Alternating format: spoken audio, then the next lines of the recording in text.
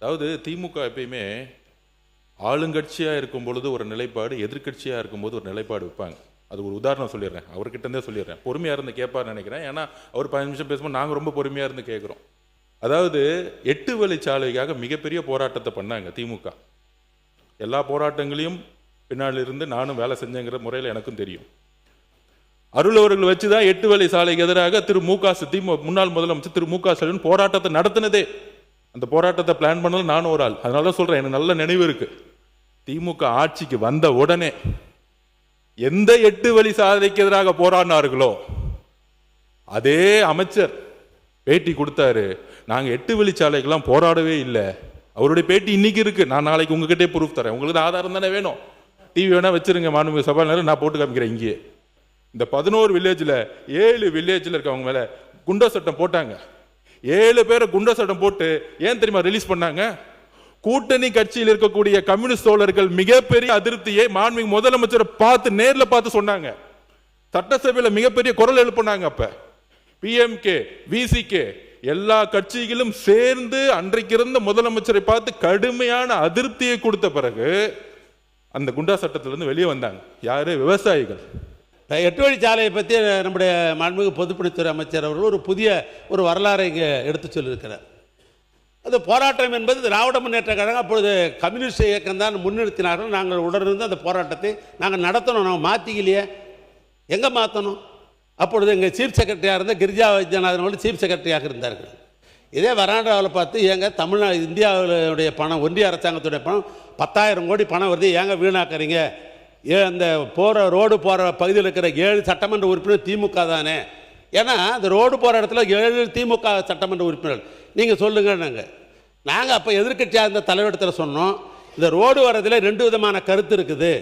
ஒன்றிய அரசாங்கம் கொண்டு வருகிறது என்ற அடிப்படையில் வேண்டாம் என்று சொல்லுதா, விவசாய பெருங்குடி மக்கள் ஒரு குறிப்பிட்ட விவசாயம் எல்லாமே அதில் சொல்லலை. குறிப்பாக சொல்லணுன்னாக்கா சேலம் மாவட்டத்தில் 37 கிலோமீட்டர் தூரம், அதே போன்று தருமபுரி மாவட்டத்தில் பார்த்தீங்கன்னு சொன்னீங்கன்னாக்கா ஏறத்தாழ 13 கிலோமீட்டரு. அதில் பெரும்பான்மையாக போனது எங்கள் திருவண்ணாமலை மாவட்டம் தான். இந்த திருவண்ணாமலை மாவட்டத்தில் 85% மக்கள் நிலத்தை கொடுத்துக்க ரெடியாக இருந்தாங்க. என்ன காரணம்னா, ஒரு ரோடு வந்தால் தான் அந்த பகுதி பூரா வளர்ச்சி பெறும். அதுவும் சென்னையிலேருந்து நேராக சேலத்துக்குன்னு போது அந்த பகுதியில் தொழிற்சாலை வளரும், பொருளாதாரம் வளரும்னு அப்போ இருந்த சட்டமன்ற உறுப்பினர்லாம் முழு ஒத்துழைப்பு தந்தாங்க. சீஃப் செக்ரட்டரியே போய் சொன்னாங்க. அந்த அடிப்படையில் இதே சட்டமன்றத்தில் பேசுகிற குறிப்பு வேணால் எடுத்து பாருங்கள். எதிர்கட்சியின் சார்பாக பேசிய எங்களுடைய அண்ணன் மு க ஸ்டாலின் என்ன பேசியிருக்கிறான்னு சொன்னான்னே தேதியை பொறுத்தளவுக்கு எங்கள் தோழமை கட்சியோடு நாங்கள் சேர்ந்து இந்த 8 வழி போராட்டத்தில் நாங்கள் போராடி கொண்டு வந்தாலும் கூட நாங்கள் ரோடு போடுவதற்கு எதிர்ப்பானவர்கள் அல்ல. விவசாயிகள் பிரச்சனை அதிகமாக இருக்கிறது. ஆனால் முதலமைச்சராக இருக்கிற எடப்பாடி பழனிசாமி அவர்கள் விவசாயிகளை கூப்பிட்டு பேசி அமைதிப்படுத்தி விட்டு ஒரு வழிகாணுங்கள் என்று பேசியிருக்கிறோம். நாளைக்கு எடுத்து சட்டமன்றத்தில் பாருங்க. சட்டமன்றத்தில் பேசின பேச்சு இந்த பேச்சு வேறுமில்லை.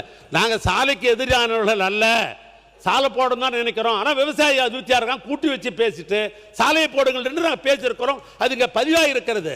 இப்போ நீங்கள் நெடுஞ்சாலைத்துறை அமைச்சராக வந்திருக்கிறீங்க.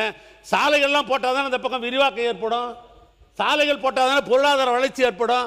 அந்த அடிப்படையில் இந்த மன்றத்திலே நாங்கள் பேசியிருக்கிறோம் சாலைக்கு எதிரான ஒன்று. நான் நெடுஞ்சாலைத்துறை அமைச்சராக வந்தேன். ஈஸ்வரன் தான் அங்கே கேள்வி கேட்டார். அதையும் சொல்கிறேன். ஈஸ்வரன் சட்டமன்ற உறுப்பினர் என்ன இந்த 10 வழிச்சாலை போட போகிறீங்களா இல்லையான்னு கேட்டார். நான் சொன்னேன் 10 வழிச்சாலை அதிகமாக நிலம் எடுக்கிற நிலைமை இருக்கிறதா, அதை குறுகிற இடமா இருந்தால் பரவாயில்லைன்னு நாங்கள் நினைக்கிறோம். இருந்தாலும் எங்களுடைய தோழமை கட்சி தலைவர்கள்லாம் நீ ஒத்துக்கொண்டால் கூப்பிட்டு பேசி விவசாயிகள் அதிருப்தியெல்லாம் போடலாம் என்று கருதுகிற மொழியை ஆக எதிர்ப்பாக இல்லை என்று தான் நான் பதிவு பண்ணியிருக்கிறேன். இந்த செய்தியும் சொல்கிறேன். ஆக இந்த சாலை போடுவது என்பது இப்போ வர அரசாங்கத்துக்கும் சொல்கிறேன், நாங்கள் இருந்த அரசாங்கத்துக்கும் தான் சொல்கிறேன், சாலை போடுவதன் மூலமாகத்தான் அந்த பகுதி பொருளாதார வளர்ச்சி ஏற்படும். விவசாயிகளை பிரச்சனை தீர்த்து விட்டு போடணுன்றதான் எங்களுடைய நோக்கமாக இருந்த ஒழிய அதற்கு எதிர்ப்பாக நாங்கள் இல்லை.